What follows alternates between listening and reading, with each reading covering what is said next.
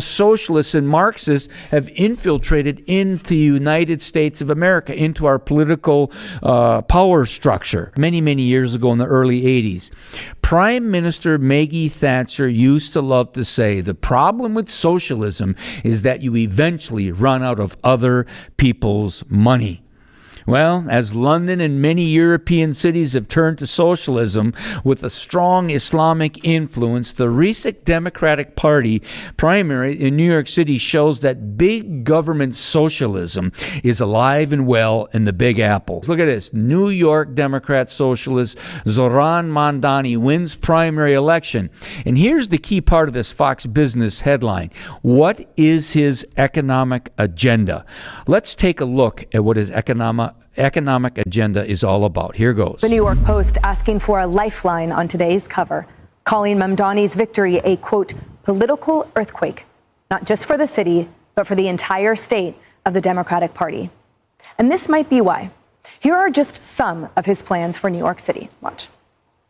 And our police force should not be assisting ICE. Defund the NYPD and refund all of these different social services. I will create a network of city-owned grocery stores. It's like a public option for produce. I'll freeze the rent for millions of tenants, make buses fast and free, and deliver universal childcare.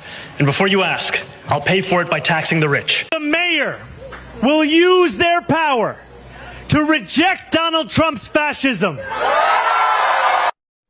Mamdani was endorsed by key progressives like Vermont Senator Bernie Sanders and Congresswoman Alexandria Ocasio-Cortez. AOC pushed for voters to choose his ultra-liberal policies. And now that her endorsement helped lock in his likely nomination, it may signal a path for AOC with voters in 2028. Now, this is just unbelievable. This is not socialism light. This is Marxism heavy. And here he is working with, from the socialist squad, the queen of the socialist squad, Ocasio-Cortez, otherwise known as Sandy Cortez, who pretends to be, one of the people from the Bronx when she lived in upper north of New York in, what was it called? I forgot the name of something Heights. Oh, was it Yorktown Heights or whatever? Anyways, I digress on that. But here's the point. This guy is really hardcore. And the sad fact of the matter is, when I opened up the show with the 1968 youth cult film Wild in the Streets, within the generation of the Zoomers and some millennials, there's a number of them who actually are profoundly attracted to him and voted for him. Let's listen again how he's cool with the young crowd. What about a socialist?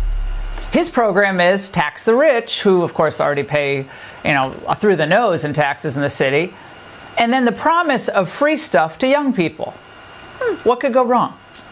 After all, his PR machine works 24/7 to sell Mamdani as the new Obama because he's so relatable. My team says I move my hands too much in these videos. So for this one, they're staying in my pocket. I do! Keep them in your pocket. Got my vote. Thank you. 21 years old, and I'm voting for him first. Next mayor! Jordan! Next mayor! Jordan! Next mayor, baby. That's the next mayor right there. We here, we lit.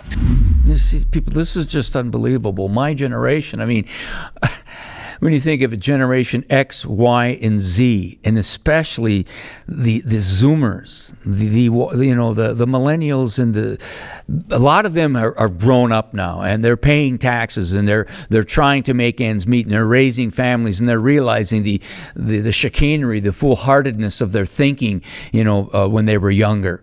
But these younger Zoomer types, and a lot of them are very well-to-do Zoomers in the Manhattan, Bronx, Brooklyn area. It's just Queens, Staten Island. It's just unbelievable. But it's really something else too about him. If you look at, his father was a professor at Columbia, hardcore leftist. America's a horrible colonizing nation, regurgitating the 1619 Project lies.